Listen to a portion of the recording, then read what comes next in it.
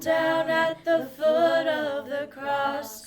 Jesus is waiting, God so loved the world.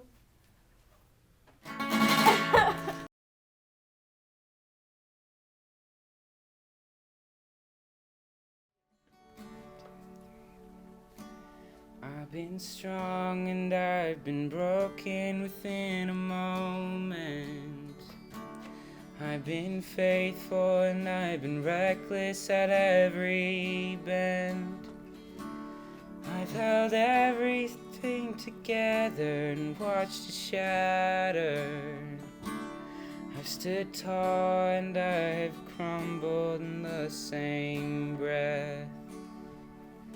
I have wrestled and I have trembled towards surrender. Chased my heart adrift and drifted home again. Plundered blessings till I've been desperate to find redemption.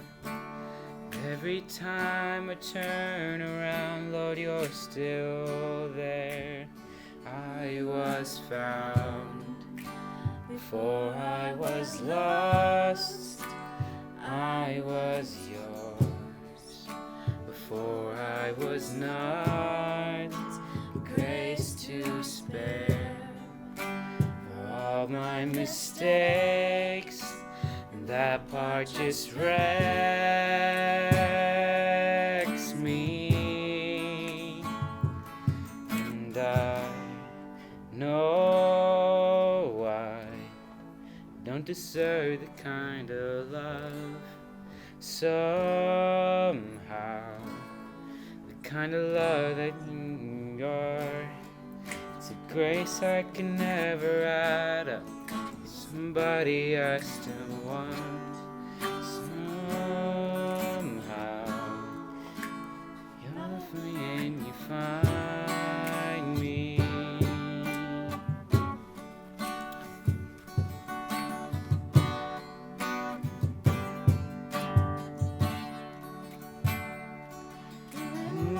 To think your glory needs no phrase, but if the borrowed breath is yours, Lord, take it all.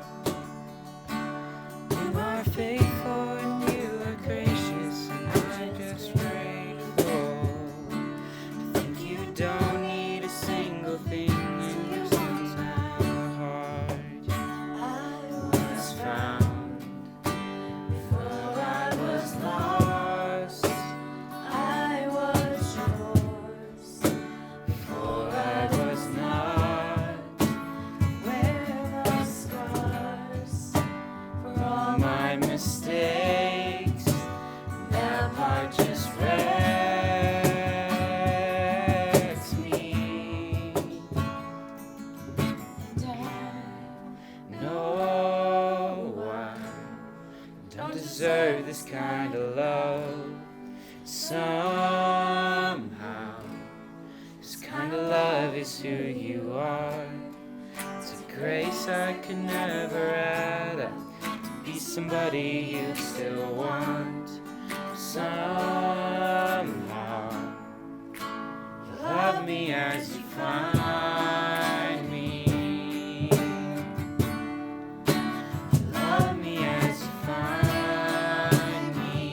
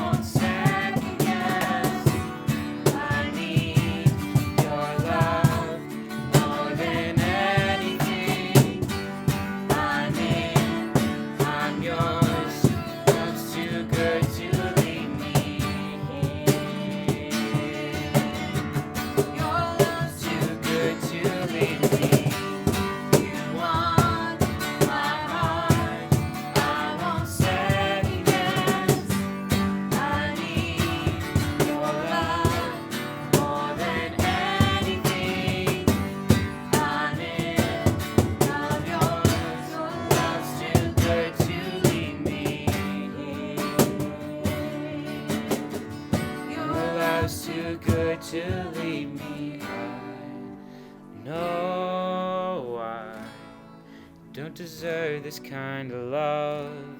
Somehow, the kind of love that is you are. It's a grace that can never add up. Be somebody you still want. Somehow, you'll love me as you find me. You'll love me as you find me.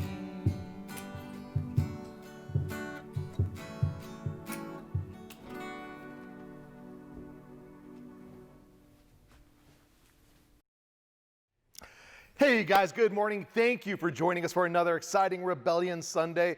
Youth Pastor Lenny here, and let me just say in all seriousness, I feel like I have big shoes to fill. If you have not watched last Sunday, June 7th, Rebellion Sunday, go back and watch it. Not right now, later. Go watch it. Because let me tell you, Garrett Scottborg did a fantastic job. All right, so hey, this is Grad Sunday. So here's what we're gonna do.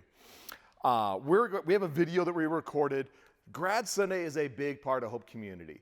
Normally we would be downstairs in the worship center on this day, all of us together with the adults, and it's a lot of fun. And the graduates get to go on stage. We introduce them, give them a chance to talk a little bit about what they've enjoyed about being a part of the youth group and Hope Community, favorite memories, where they're going to be next, and so forth. We can't really do that. So we have this video that's going to introduce you to Hope Community's largest graduating class ever. Check this out. Hey guys, this is our senior graduate tribute video, class of 2020. 2020, what a year. What a year, and I love so many of these seniors. In fact, I should say all of them. I love all of these seniors so much. Josiah, did you know this is actually Hope's largest graduating class ever? You know, I vaguely remember you saying that a couple of times, but that's still mind-blowing. It's still crazy. 27 graduates. 27, wow. That's 3 times 3 times 3. Should we meet them? I think we should. Let's meet them. Let's meet them. This is exciting.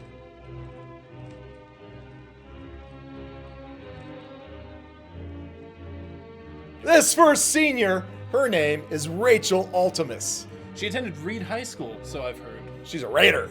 She's a Raider, and she works at Sunshine Preschool. Sunshine Preschool.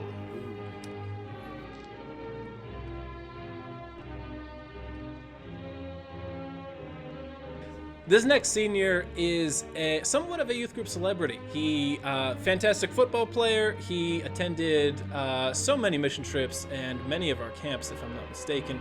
A good old Aiden Alt here. Congratulations to you, buddy. Super proud of everything you've done.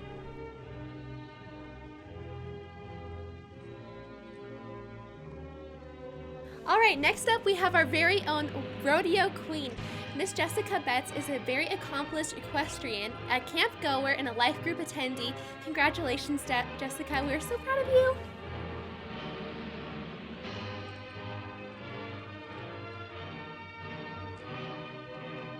Well, this fantastic senior from Galena High School I first met this summer during camp. She was in my tent, and it was just amazing to have her there. We've loved also seeing her at Sundays in high school life group, and we're very proud of our very own Kara Connor.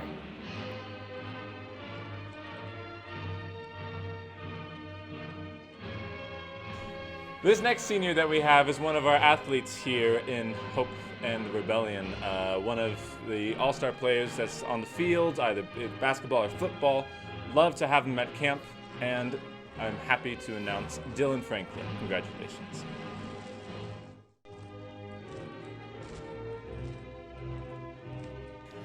Liliana Garcia has been a member of our high school life group for forever. Camp, mission trips.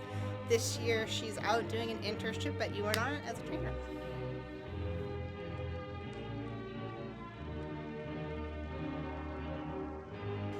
Wow, let me tell you about this next graduate.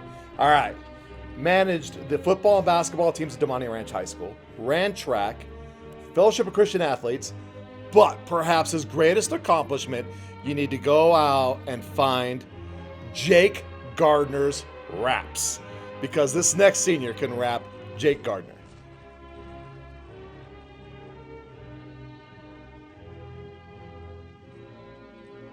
All right, so it was super exciting to have this senior starting attending the Rebellion this year. She's an amazing student with a focus in ROTC and going to be off starting her career in the military coming up this summer. And we love her and are very proud of our very own Allie Halsey.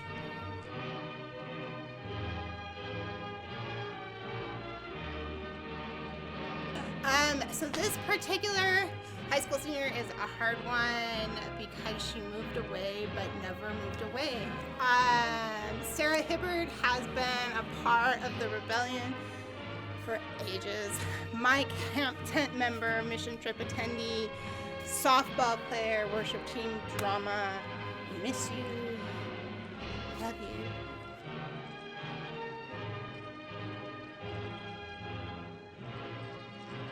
Football star, high school life group attendee, and fantastic, just camp attendee. He was in your tent, correct? Yeah, fantastic tent member. Please welcome Tyler Holman.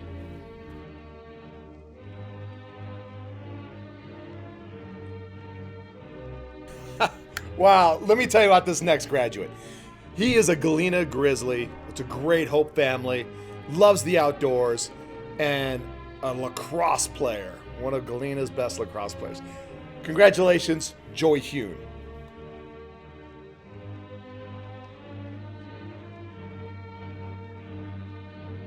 All right, next up, we have David Lucera, member of the worship team, camp attendee, and recent enlistment in the National Guard. I'll see you out there. Congrats.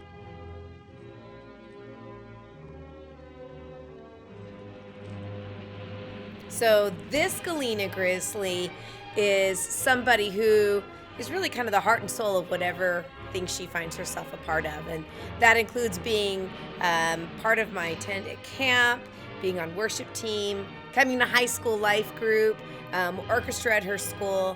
Really, she just is somebody who brings passion and joy wherever she goes, and we love her very much. Congratulations, Aspen McEwen.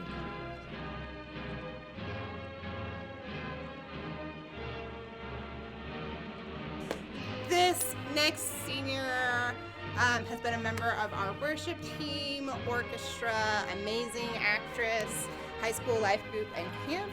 Autumn McEwen also gives the best hugs.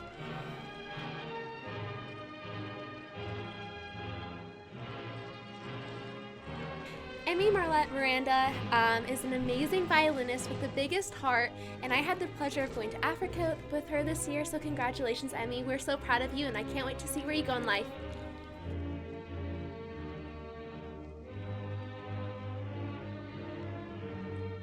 Ashton Nazaire is a senior from Damani Ranch High School who I actually had the pleasure of actually being her teacher for a short period of time. And Ashley's just that person who, when she walks in a room, she just fills the whole room with joy with her kindness and her sweetness. And she has been a faithful part of the Rebellion for years, and we're going to miss her greatly when she moves on. But we're so proud of her. Congratulations, Ashley.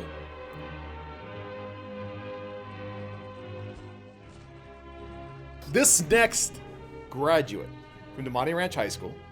She's pretty fantastic. Let me tell you, she is an accomplished athlete. What sports, Lenny? Basketball, volleyball. And not only is she a wonderful athlete, but this girl's hecka smart. I should know. I was her math teacher twice. Camps, mission trips, let's hear it for Skylar Nicholas.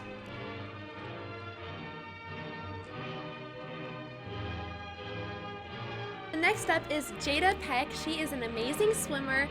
She's a mission trip goer, life grouper. She does it all, really. And we're super excited that she's going to be going to YWAM this next fall.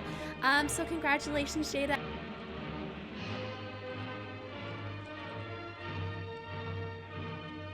All right, well, this next senior from Damani Ranch High School is one that I've had the pleasure of spending a fair amount of time with on mission trips, including a time where she got so sick that she spent a fair amount of time in Africa hugging a toilet. This senior is a beautiful singer. She was a part of FCA and just all around wonderful person to have around. We are very proud of you, Miss Savannah Reed.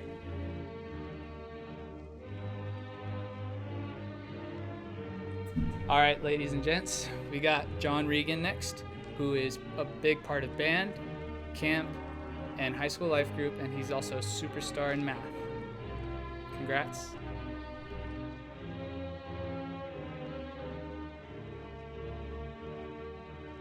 All right, we also have Tim Regan, who is a big part of camp as well, band, and high school life group. Congrats to the both of you.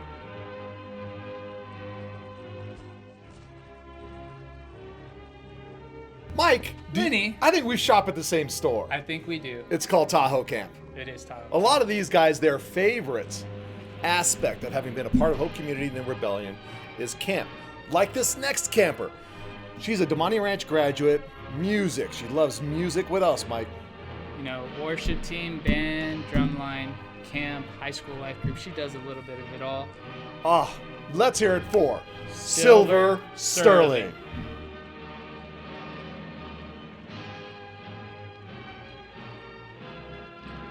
All right, guys, so next up we have Caitlin Usher. Caitlin went to Africa.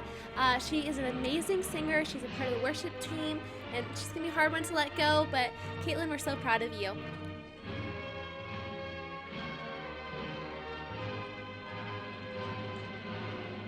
So next up, guys, we have Cody Wilfong. She goes to AACT, where she actually set up the Christian Club. She's an amazing artist, and we are so glad that you were able to be part of the Rebellion.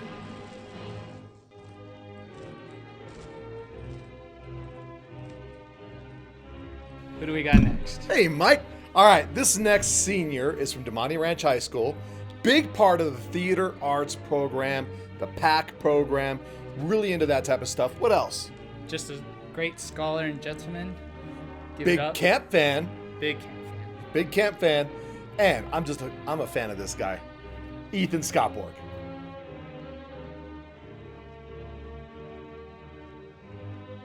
This next senior is an awesome person, part of the band program, part of drumline, part of the FBLA, and is a leader both on the field and off of it. My friend and yours, Colton Teedy.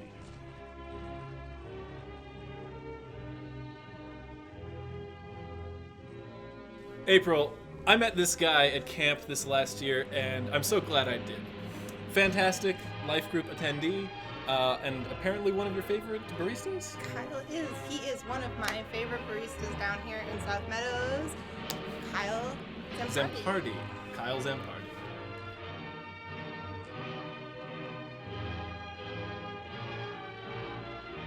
As parents of a member of the class of 2020, we wanted to close the video out with a couple things. First, Hope Community, these are your graduates. Please get to know them, welcome them downstairs, invite them to sit with you, invite them to be a part of your service projects, life groups, all that type of stuff. Please remember, it's really difficult to transition from upstairs to downstairs. Make that transition easier for every one of these graduates. I'd just like to say, class of 2020, you've had a very interesting second semester senior year, but we're proud of you guys. You've earned the hard way a lot of resilience, and we're excited to see what God does in your life next. We've treasured our time that we've had with you in the Rebellion, and hope you know that you're very, very loved by all of us. Congratulations. Congratulations, class of 2020.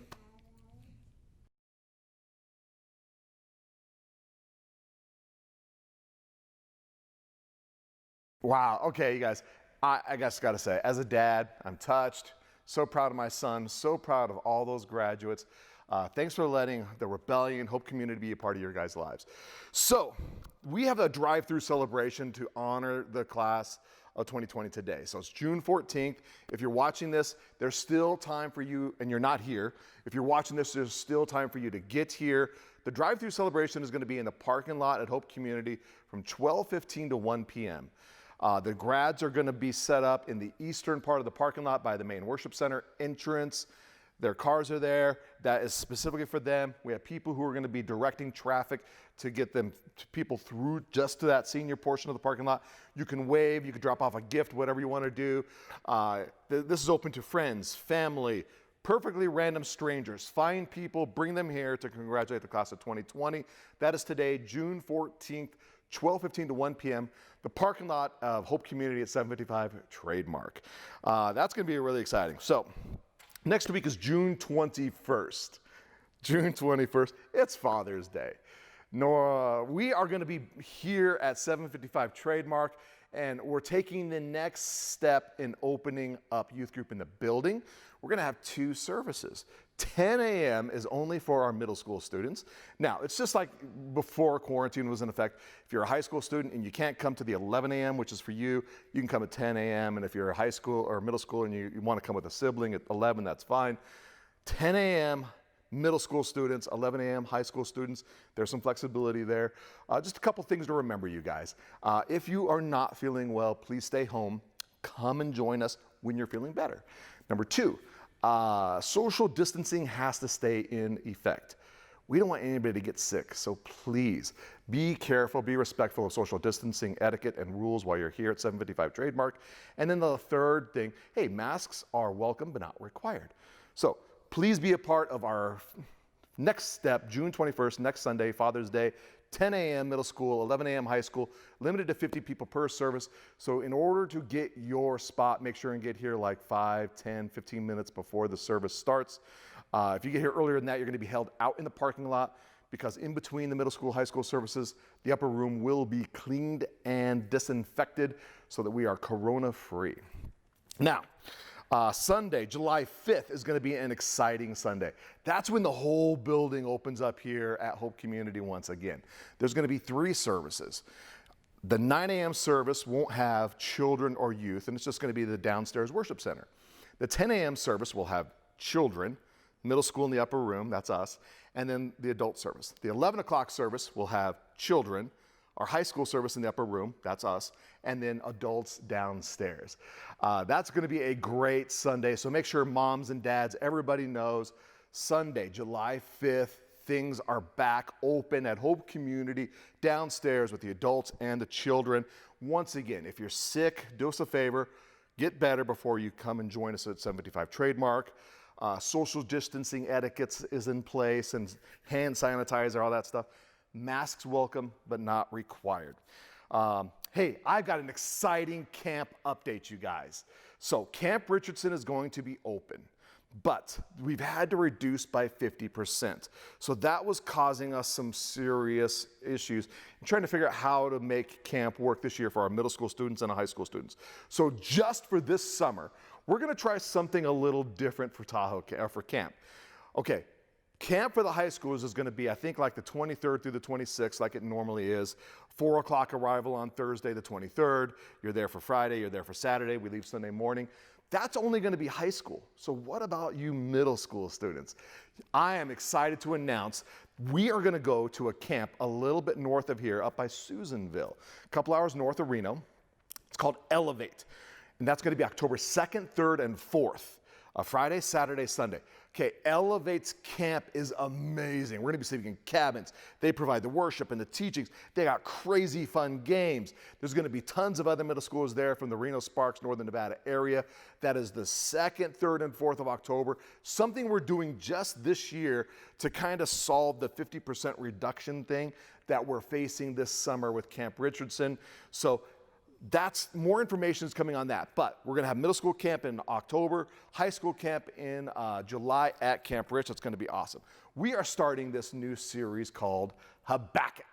Now, Habakkuk is one of those books of the Bible that a lot of people really struggle with. How do you say it? Habakkuk. Habakkuk. He was a prophet.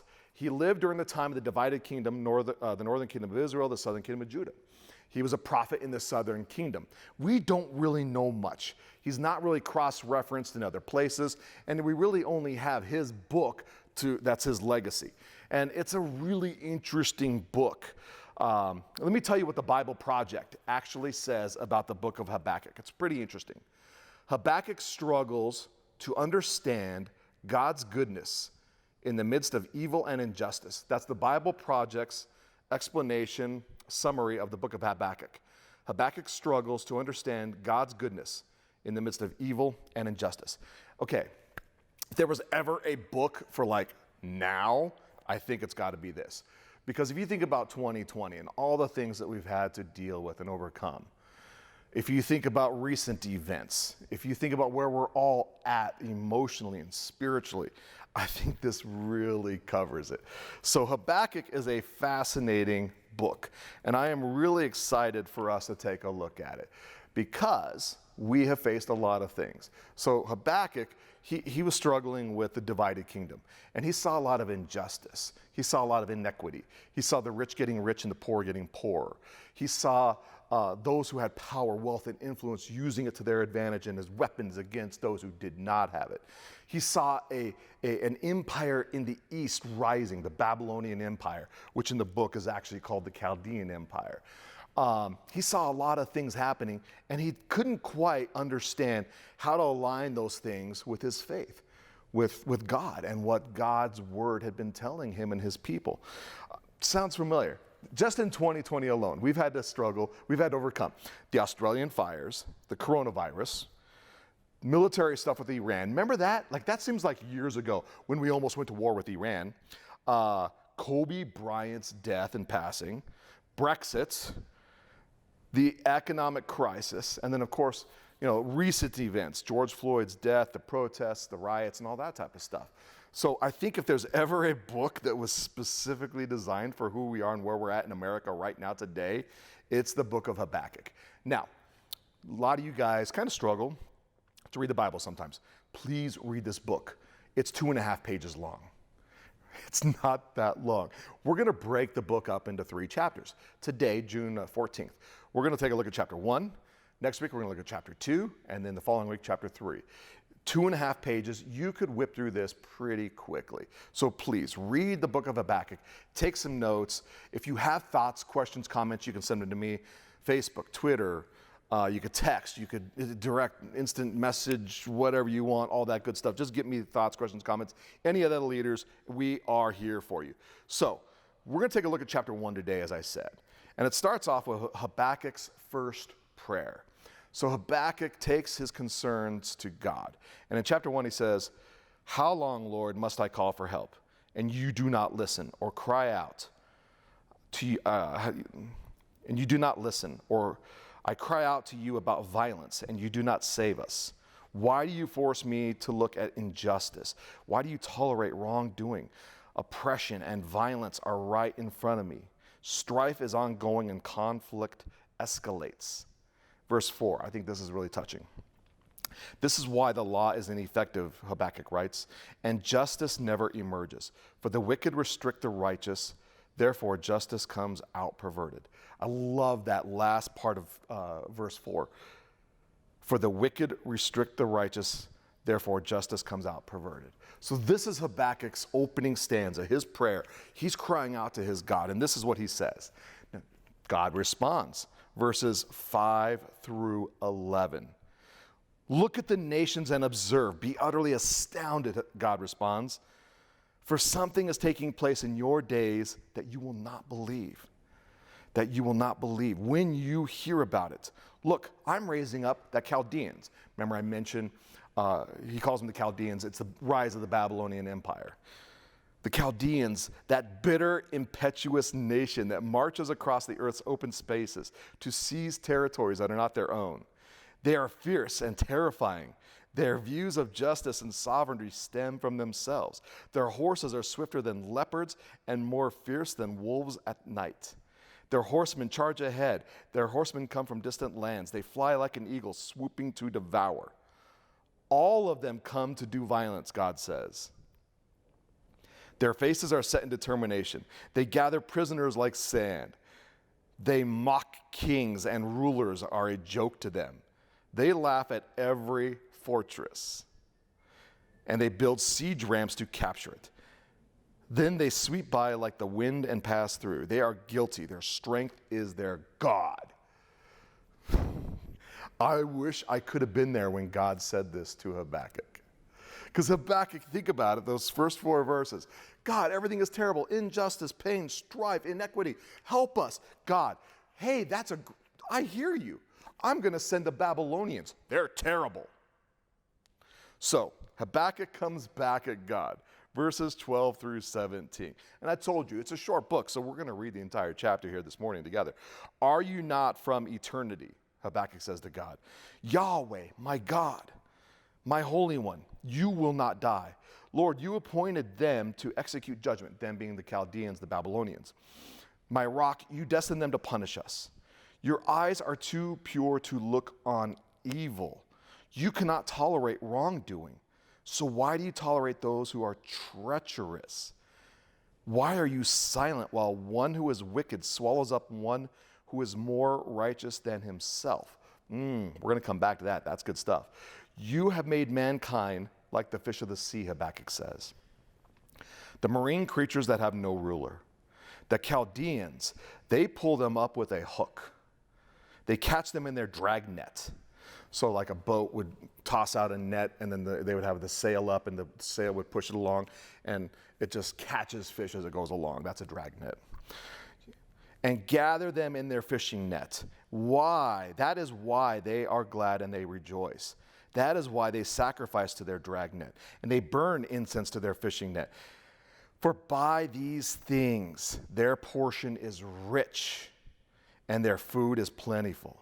Will they therefore empty their nets and continually slaughter nations without mercy?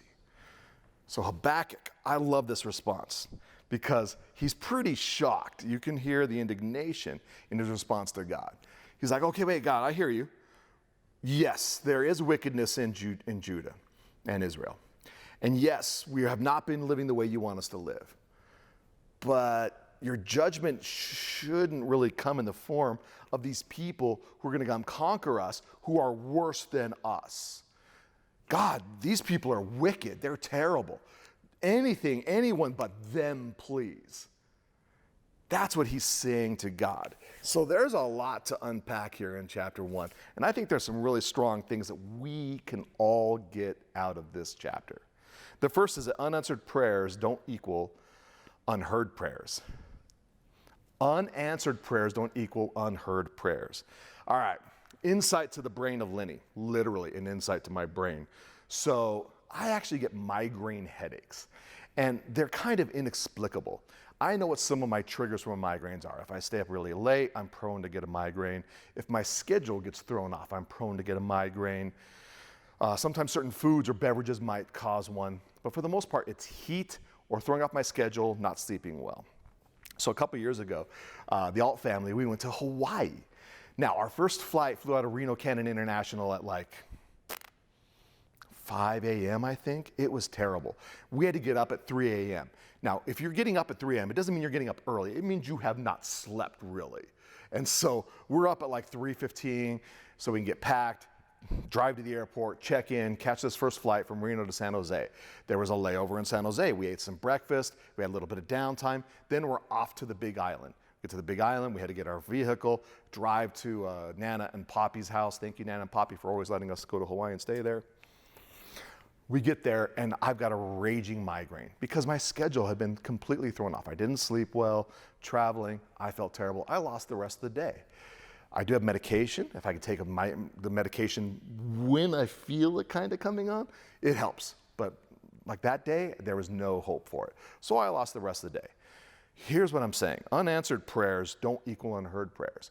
I talk to God about my migraine headaches all the time. God and I have some fascinating conversations about this. God, I try to like reason with God. I'm like, God, man, come on, man. I've given my whole adult life to serving middle school and high school kids. And I do so much in the community, and I'm a valuable part, and I give everything. Come on, God, take these away from me. And God doesn't really do it. And so I have to try to figure out what is the purpose of the migraines in my life. Why do I have them? Okay, it's just something I had to live with. I have to struggle with. What is God's plan is something that we need to ask ourselves when we don't get the response from God that we want.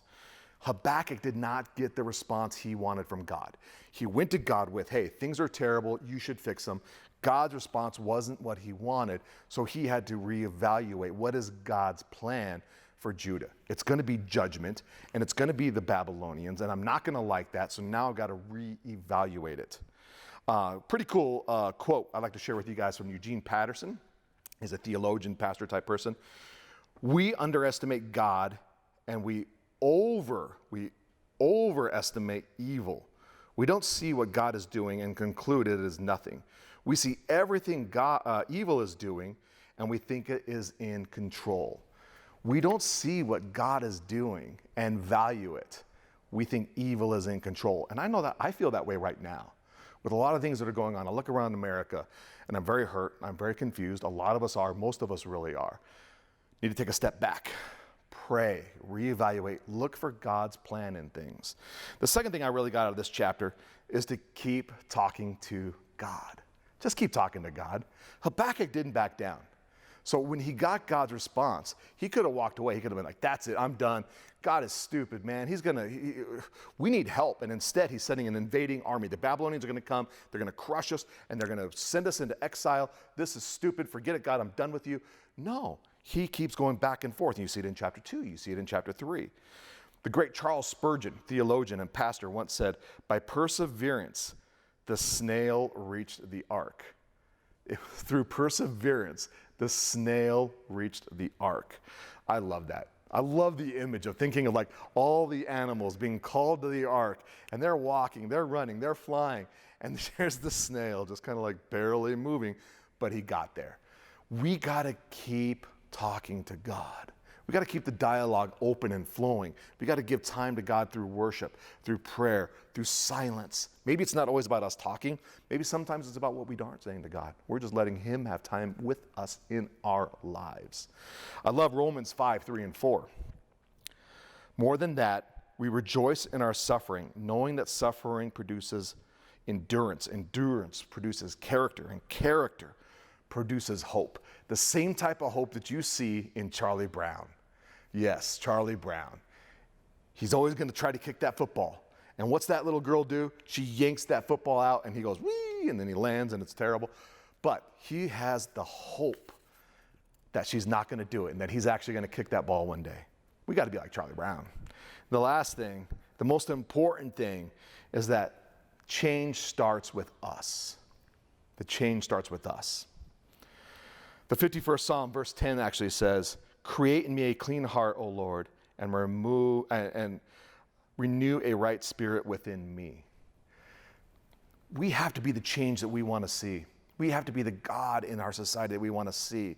We have to be the love of Jesus that we want to see.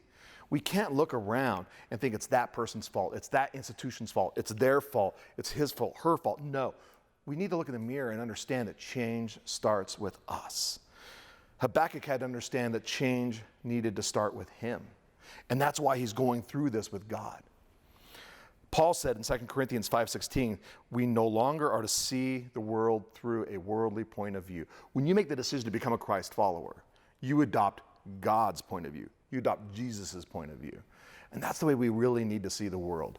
And that's what I've been working on the last couple of weeks, is trying to see the world the way Jesus sees it. So, a couple things to finish up here with. Unanswered prayers don't mean they're not unheard prayers. God hears us. We need to be patient. We need to look for his plan. We need to look for his voice, or lack of a voice, his plan in what's taking place. We need to keep talking to God. Even though we don't get the response we want, even if we don't hear anything, keep talking to God. Give him the space in our lives to talk to us. And the last thing, we got to be the change that God wants. All right, you guys, I hope I see you here at 755 Trademark today to celebrate the class of 2020, our biggest graduating class ever. I thank you for logging on this week. Next week, Habakkuk chapter 2. Do yourself a favor, read it. It won't take that long. Hey, God bless.